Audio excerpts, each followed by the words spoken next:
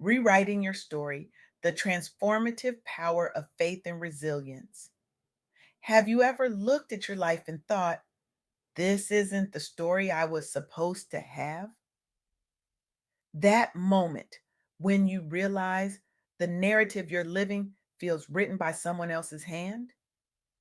I recently had the profound privilege of interviewing Kendra Hall, a woman whose journey embodies what it truly means to reclaim your story against impossible odds. Her work through the Survivor's Jewels podcast has literally saved lives, creating safe spaces for trauma survivors to find their voice and reclaim their power. Kendra isn't just sharing stories, she's igniting a revolution of healing that ripples across communities that have historically been silenced. Our conversation left me changed, and today I want to share the wisdom she offered, wisdom that might just transform your life too. The truth is, we're all carrying something, some weight, some wound, some what if that follows us like a shadow. But what Kendra Hall taught me is that our shadows don't have to define our light. When Kendra created Survivor's Jewels, she wasn't just launching a podcast. She was declaring war on silence. At just 14 years old, she became a mother. She experienced homelessness. She survived domestic violence, the kind of story society often whispers about, head shaking, the kind of beginning that supposedly determines your ending. Except it didn't. Your past does not define your future. When Kendra spoke these words during our interview, they weren't just pretty platitudes. They were battle scars transformed into wisdom. They were the foundation of her first key lesson. Resilience isn't something you're born with, it's something you build, brick by painful brick. Think about that for a moment. How many of us have allowed a single chapter of our story to become the entire book? How many of us have let our worst moments convince us they're our only moments? Kendra refused that narrative.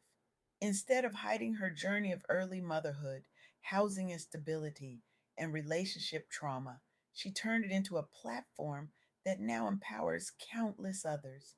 Her podcast doesn't just tell stories, it rewrites them. It transforms isolation into community, shame into strength. And here's what's fascinating about Kendra's approach. She didn't wait until everything was perfect to start sharing. She didn't wait until her life looked Instagram worthy. She began speaking her truth while still in the messy middle, and that's precisely why her voice resonates so powerfully. This brings me to the second profound insight from our conversation. Vulnerability isn't weakness, it's your greatest superpower. We live in a culture that's obsessed with highlight reels. We've been conditioned to filter our struggles, to present only our victories, never the battles. But what if the most healing thing we could do is simply tell the truth about our lives? When Kendra Hall shares unfiltered conversations on Survivor's Jewels, she's doing something revolutionary. She's normalizing discussions around trauma, particularly within Black communities where such conversations have historically been discouraged. Keep family business in the family becomes your story might save someone else's life. I was struck by how Kendra described the transformation she witnesses in her listeners. People who arrive feeling broken and leave feeling seen. People who thought they were alone in their struggles until they heard someone else name the same pain.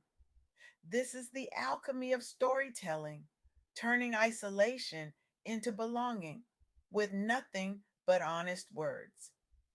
But vulnerability without direction can leave us exposed without purpose. That's where Kendra's third insight becomes essential. Faith isn't just a concept, it's a practice that sustains us when nothing else can. Now, faith looks different for everyone. For some, it's religious. For others, it's spiritual. For others, still, it's simply the stubborn belief that tomorrow can be better than today. But what Kendra Hall demonstrated through her journey is that faith, however you define it, provides the foundation for growth when the ground beneath you seems to be crumbling. Consider another remarkable woman I learned about in my research, Kendra Calico. Her ministry faced significant financial challenges during economic downturns that threatened programs serving vulnerable populations. Rather than scaling back, she innovated, creating new narratives that connected theology to modern needs and prioritizing outreach, even when resources were scarce. The result? Her ministry not only survived but thrived, becoming a model for how resilience can sustain both individual growth and collective progress. Mm. Her organization demonstrates something powerful. When we root ourselves in faith in something larger than our immediate circumstances, we find strength we didn't know we possessed. What strikes me about both these women is how they refused to compartmentalize their faith.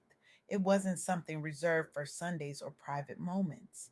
It infused every aspect of their work, their leadership, their approach to crisis.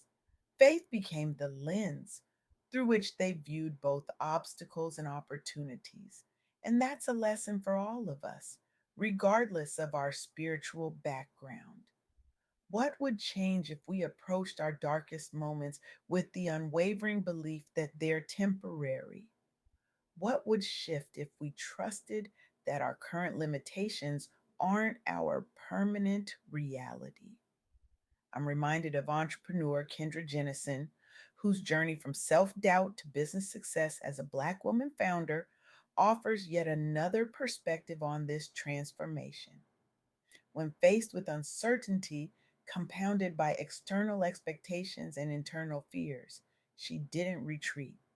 Instead, she built emotional intelligence through mentorship networks and embraced vulnerability in her online presence. The outcome? Greater creativity, improved problem solving abilities, deeper personal and professional relationships. By seeking supportive communities where she could grow authentically, she not only transformed her own life, but created a blueprint for others facing similar barriers. These three women, Kendra Hall, Kendra Calico, and Kendra Jennison, each demonstrate a crucial truth. Transformation isn't a single moment, but a continuous practice. It's showing up day after day, choosing faith over fear, vulnerability over isolation, resilience over resignation. So, what does this mean for you? For us, it means we have a choice about the stories we tell, both to ourselves and to the world. It means that no matter what chapter you're currently living, you hold the pen for what comes next. Maybe you're sitting there thinking, you don't understand how bad my situation is. And you're right, I don't know your specific pain. But what I learned from Kendra Hall is that healing doesn't require perfect circumstances. It requires only your willingness to take one small step, then another, then another. Here's a challenge I want to offer inspired by our conversation. Reflect honestly on one area where you feel defined or limited by your past experiences or current circumstances.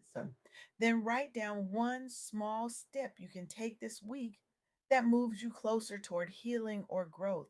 Maybe it's seeking support resources. Maybe it's journaling your story privately at first, then perhaps publicly when you're ready.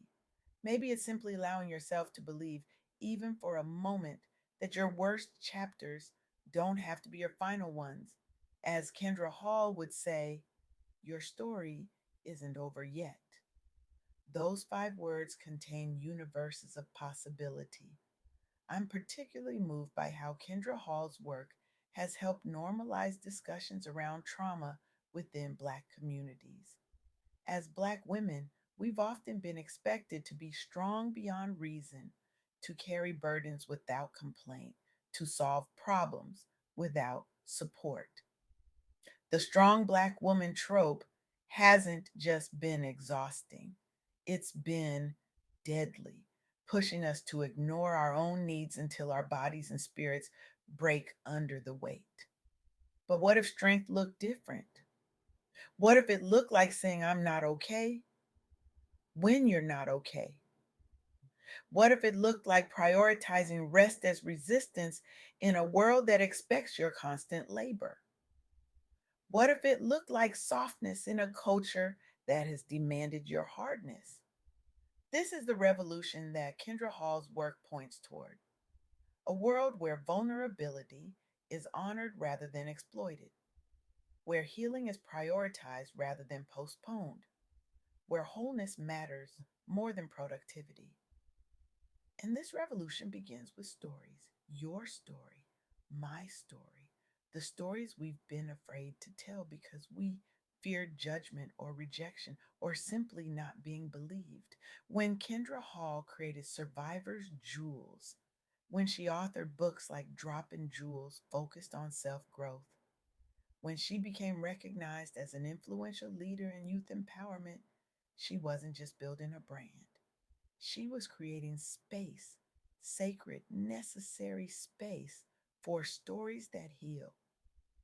So I stand before you today with an invitation, not just to listen, but to act, to examine the stories you've been told about yourself and decide which ones deserve to be rewritten, to practice vulnerability, not as a performance, but as a pathway to authentic connection, to cultivate faith not as an escape from reality, but as the courage to face it fully.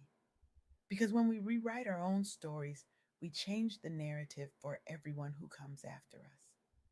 When we transform our pain into purpose, we create permission slips for others to do the same. When we choose faith over fear, we become beacons for those still finding their way through darkness. Your past does not define your future. Your vulnerability is your superpower. Your faith can sustain you through the impossible.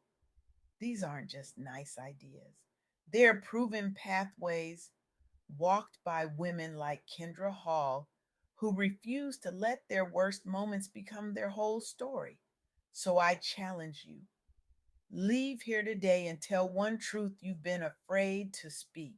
Extend compassion to one part of your story you've been ashamed of. Take one step toward the future you want, not the one your past dictates you should have. Because your story isn't just for you, it's for everyone who will find courage in your courage, healing in your healing, faith in your faith. The world is waiting for your voice. The world is waiting for your truth. The world is waiting for the story only you can tell. What will you write next?